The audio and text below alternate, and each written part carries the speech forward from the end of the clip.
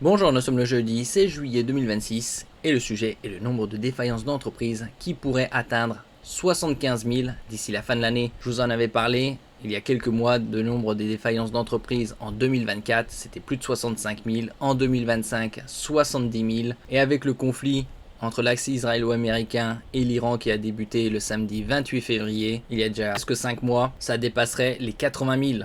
Nous verrons ça à la fin de l'année, début de l'année prochaine. Si c'est le cas, on a vu des défaillances d'entreprises en augmentation. Par exemple, en janvier 2026, 5 939. En février 2026, donc c'était pas encore impacté par le conflit au Moyen-Orient et la hausse spectaculaire des prix des carburants. Le baril de Brent avait augmenté jusqu'à 126 $, puis il était descendu il y a quelques semaines à 70 $, donc le même prix qu'avant le conflit du 28 février, et il est remonté à 85 $. Actuellement, 1 euro c'est 1,14 $, il y a quelques semaines, 1 euro c'était 1,16 $, 1,18 $. Donc là, on a les derniers chiffres pour janvier-février, donc 6 000, 6 x 12, 72, c'est au minimum 72 000 pour 2026, si ça reste sur ce rythme.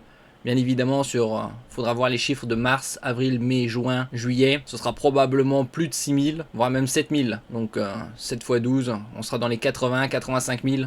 Je table plus dans les 80 à 85 000 défaillances d'entreprises, donc faillites, plutôt que 71 000 à 75 000. Surtout avec plusieurs années de difficultés. L'AGS prévoit de verser 2,6 milliards d'euros aux salariés d'entreprises en difficulté en 2026. 2,6 2026. Un bilan aggravé par de lourds plans sociaux ces derniers mois. N'oubliez pas de vous abonner pour plus de news nationales, européennes et internationales sur ce monde dans lequel nous vivons. Et donc c'est en hausse là, à 2,6 milliards pour 2026, ça c'est les prévisions, tandis qu'en 2025 c'était 2,2 milliards, donc en hausse de 400 millions. Une hausse de 16% estime l'AGS. Cette situation se dégrade, alors même que 2025 avait déjà été une année record avec plus de 2,2 milliards d'euros avancés. l'AGS table donc sur une augmentation de 400 millions d'euros, soit 16% d'ici la fin de l'année. Pour l'instant, ce ne sont que des prévisions. Un bilan aggravé par de lourds plans sociaux ces derniers mois. Et donc l'AGS, l'Association pour la gestion du régime de garantie des créances des salariés, estime le nombre de défaillances d'entreprises entre 71 000 et 75 000 d'ici la fin de l'année. Je table plus sur 80-85 000, surtout avec les prix des carburants qui sont repartis à la hausse. On est aux alentours de 2 € le litre pour l'essence et le gazole. On peut voir également l'évolution ici, depuis le début du siècle, de ce 21e siècle, 3e millénaire. Février 2001, 3075 faillites. Mars 2001, 1572. On se rappelle de la crise des subprimes. Par exemple, en mai 2008, on était à 4217 et on a rapidement monté, même pas un an après, à 5537. 6 ans plus tard, en mars 2015, 5943. Puis ça a commencé à descendre significativement. Après, c'était la période, tout ce qui est février 2020, février 2022, c'est la période Covid. Puis c'est remonté rapidement, aux alentours des années 2003 jusqu'à maintenant. Donc ça fait au moins 3 bonnes années où il y a beaucoup de défaillances d'entreprises. Avril 2023, on était à 4625. Mai 2024, 5739. Et en novembre 2024, donc il y a plus d'un an et demi, quasi 2 ans, 5914. Donc quasi autant qu'en mars 2015.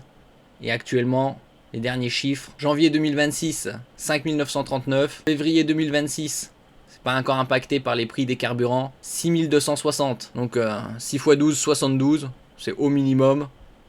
Et avec mars, avril, mai, juin, juillet, faudra voir les chiffres. On sera probablement plus de 7000 défaillances d'entreprises. Donc on sera plus dans les 80 à 85 000. On peut voir ici l'évolution, les défaillances au plus haut depuis 2015. Au plus haut en 2015, c'était vers avril, c'était mars 2015. Quasi 64 000, 63 879. Avril, 63 923. Puis ça a commencé à descendre. La période Covid, donc ça c'est février 2020 jusqu'à janvier 2022, on va dire 2 ans, avec le quoi qu'il en coûte. Puis c'est remonté très fort. Là on était à 64 000, on va dire avril 2015. Et septembre 2024, 64 308.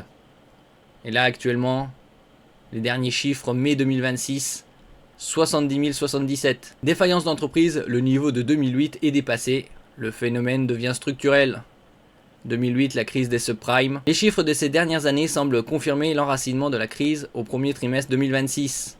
En effet, l'interventionnisme public avait évité environ 53 000 faillites entre 2020 et 2022, la période de C19. La vague de dépôt de bilan qui a suivi les années suivantes était en fait un effet de rattrapage automatique, donc reculer pour mieux sauter. Mais cela devrait être terminé si la pandémie était le seul facteur. Après, par la suite, Fin 2021, il y a eu l'inflation conséquente. Or, le surplus de défaillances mesuré depuis 2023 surpasse le déficit de la crise sanitaire, comme on l'a vu ici. Depuis avant la crise sanitaire, en 2019, on était aux alentours de 54 000. Et novembre 2023, c'était aux alentours de 55 000. Et ça continue d'augmenter, augmenter. On est à plus de 70 000. Il faut tout de même noter que le nombre d'entreprises créées augmente aussi, ce qui alimente mécaniquement le nombre de défaillances. Après, c'est des micro-entreprises, comme les Deliveroo, Uber Eats. Un contexte international difficile, surtout avec la reprise du conflit au Moyen-Orient, et donc une augmentation du prix du baril. Là, on est aux alentours de 85 $. 1 euro, c'est 1,14 $, alors qu'il y a quelques semaines, c'était 1,18 $ pour 1 euro, et le baril était aux alentours de 70 $. Les entreprises doivent aussi composer avec leur perte de chiffre d'affaires et un alourdissement de leurs charges. Alors, le taux d'endettement médian des entreprises en défaillance est passé de 25% en 2019 à 31% en 2025. Donc ça va probablement s'aggraver, c'est même quasi certain. On a vu une augmentation du chômage à plus de 8,2%. D'après certains tablent sur 9% d'ici fin 2026. En ce qui concerne la croissance, officiellement c'est passé de 0,9 à 0,7 les prévisions.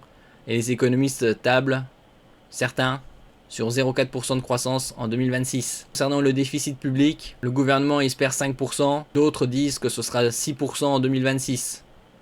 Nous verrons. Merci pour votre écoute et à la prochaine.